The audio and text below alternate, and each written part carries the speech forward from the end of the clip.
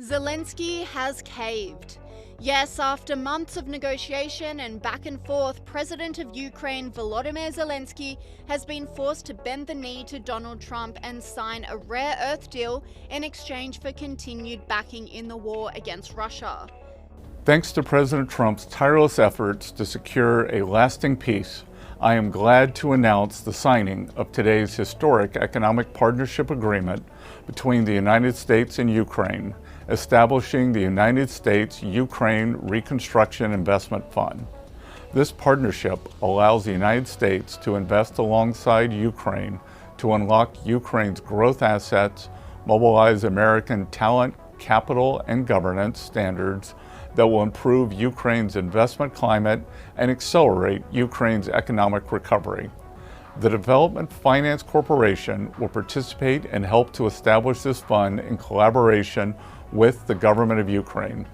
Today's agreement signals clearly to Russian leadership that the Trump administration is committed to a peace process centered on a free, sovereign, and prosperous Ukraine over the long term. It's time for this cruel and senseless war to end. The killing must stop, and both the United States and the government of Ukraine look forward to quickly operationalizing this historic economic partnership for both the Ukrainian and American people.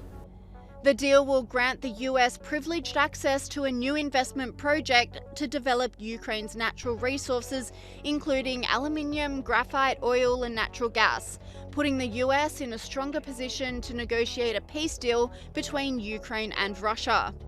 Online commentators welcomed the deal, with this person saying, "There was no other way than to be paid back for the billions we sent to Ukraine. Art of the deal." And this commentator says the deal will bring peace and prosperity closer. This will allow the US to recoup war funding via Ukraine's minerals, natural resources, etc. One step closer to peace. But this was not always the case. Trump has been demanding Zelensky sign the rare earth deal for months, saying back in March that if the deal is not signed, there will be problems. Zelensky, by the way, I see he's trying to back out of the rare earth deal.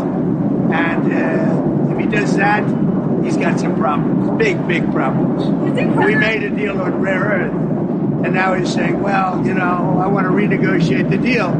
He wants to be a member of NATO.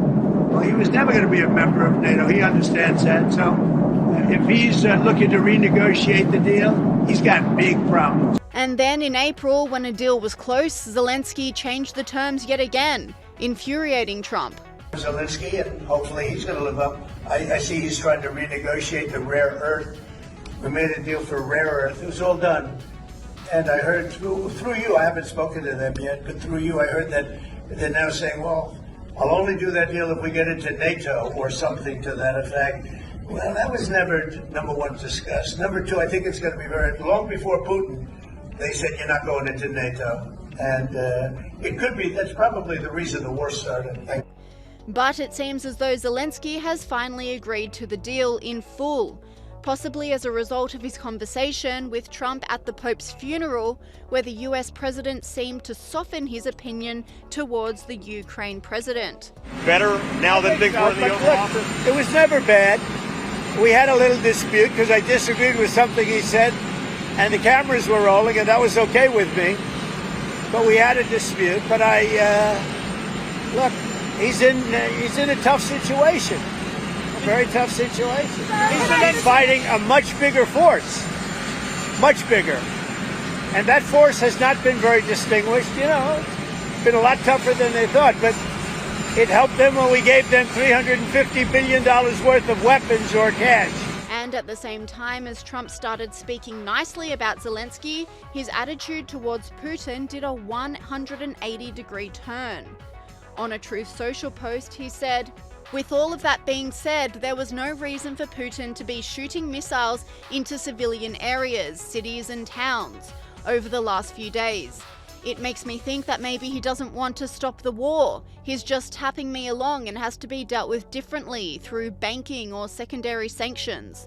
Too many people are dying. And Trump's cabinet is behind him all the way. Representative Eric Schmidt told Fox Business Donald Trump is the only one who can broker peace. Well, this is the peace president. You didn't see wars happening when President Trump was president the first time. Then, of course, you saw America disrespected around the world, including Vladimir Putin moving into Ukraine. And so President Trump quite literally is the only person on the planet, the United States of America is the only country on the planet that can broker this kind of peace. And that's the focus. The truth is, this is a meat grinder right now in Ukraine, and it needs to come to an end. The United States has more pressing needs, taking on China, defending the homeland, and it's time for our European allies to play a much more meaningful role in their own defense in Europe. However, the United States plays an important role, and President Trump specifically, in bringing a lasting peace. That's what they're working on. So both parties need to be working towards that as well. And Secretary of State Marco Rubio agreed, saying, thanks to POTUS's leadership, today the US and Ukraine signed the Reconstruction Investment Fund agreement, a milestone in our shared prosperity and an important step in ending this war.